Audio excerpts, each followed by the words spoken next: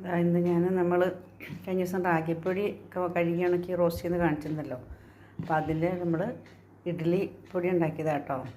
റാഗിയുടെ ദോശ ഇഡ്ഡലി ഉള്ള ബാറ്ററാണിത്. ഇന്നലെ വൈകിട്ട് കലക്കി വെച്ചു, നന്നായിട്ട് പൊങ്ങിത്തിട്ടുണ്ടായിരുന്നു.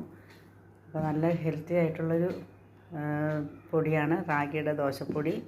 നമുക്ക് എന്നും ഒരേ ഫുഡ് തന്നെ കഴിച്ച് മടുപ്പുണ്ടാകുമ്പോൾ ഓരോ ദിവസവും മാറി മാറി കഴിക്കാം. അപ്പോൾ അതിനായിട്ട് ഞങ്ങൾ ഇഡ്ഡലി ഉണ്ടാക്കാം, ദോശ ഉണ്ടാക്കാം കേട്ടോ. നല്ല ടേസ്റ്റാണ്, കുട്ടികൾക്കും ഇഷ്ടപ്പെടും.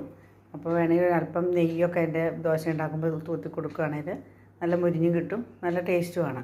ഏത് കറികൾ കൂട്ടിയും കഴിക്കാം. ഇതാ നല്ല അടിപൊളിയായിട്ട് കിട്ടിയിട്ടുണ്ട്. നല്ല ടേസ്റ്റിയാണ്, ഹെൽത്തിയാണ്. അപ്പോൾ നമ്മളെന്നും പറയുന്ന പോലെ പൊടി ആവശ്യമുള്ളവർ വീഡിയോയിൽ കാണുന്ന നമ്പറിൽ വിളിച്ചാൽ മതി, ഞങ്ങൾ അയച്ചു തരാം. രക്തക്കുറവുള്ളവർക്കും പിന്നെ എല്ല് തേയ്മാനമൊക്കെ ഉള്ളവർക്ക് ഡോക്ടേഴ്സൊക്കെ പറഞ്ഞപ്പോൾ റാഗി കഴിക്കാനാണ്.